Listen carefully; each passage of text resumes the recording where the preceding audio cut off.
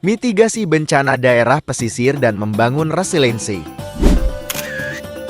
Halo teman-teman, hari ini saya ingin bercerita tentang berbagai bencana yang sering terjadi di daerah pesisir kita. Dimulai dengan banjir rob. Banjir rob adalah fenomena ketika air laut naik dan menggenangi daratan.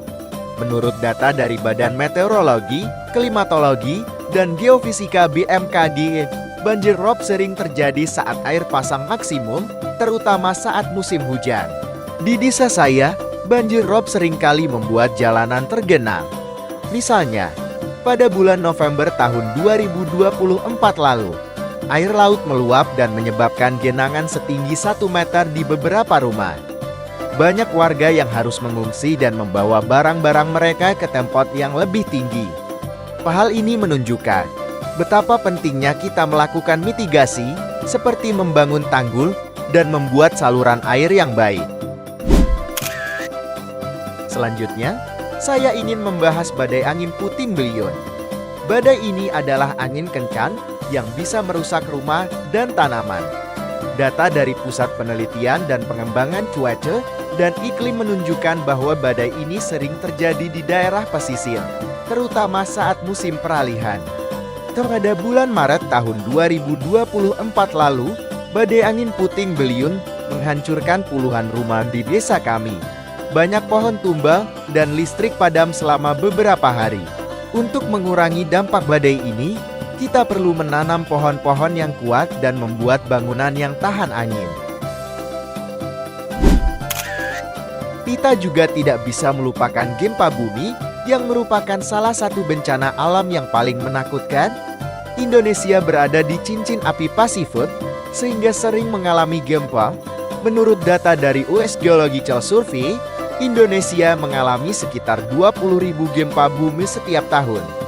Meskipun sebagian besar tidak terasa, namun gempa yang lebih besar, seperti yang terjadi di Aceh pada tahun 2004, bisa menyebabkan kerusakan yang sangat parah.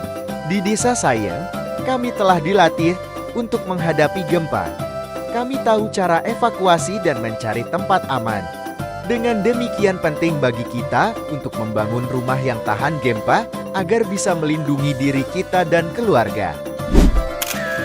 Tsunami adalah bencana yang sangat berbahaya bagi daerah pesisir. Gelombang besar ini bisa muncul setelah gempa bumi di laut.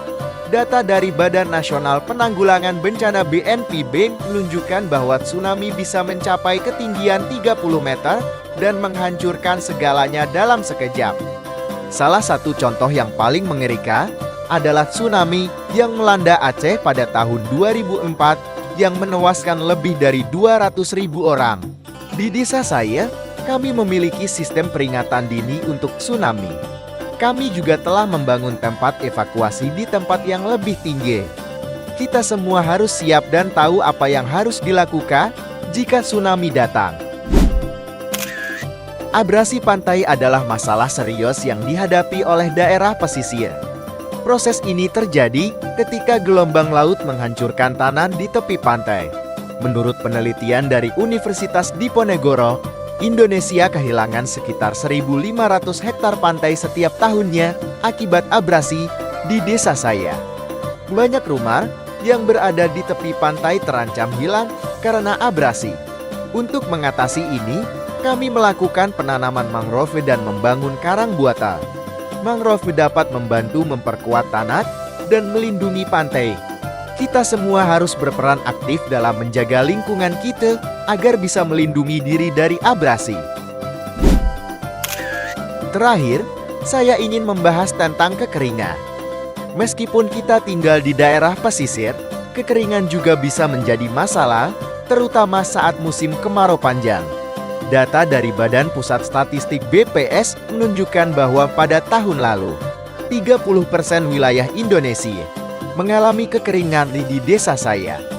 Banyak petani yang kesulitan mendapatkan air untuk tanaman mereka. Untuk mengatasi kekeringan, kami mulai membuat sumur bor dan menggunakan teknologi irigasi yang lebih efisien.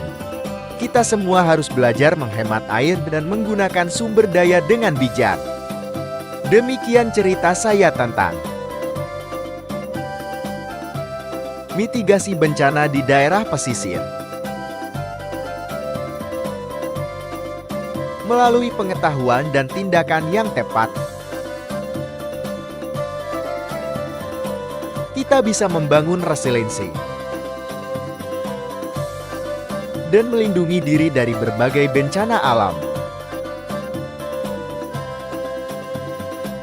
Mari kita jaga lingkungan kita agar tetap aman dan nyaman untuk kita tinggal.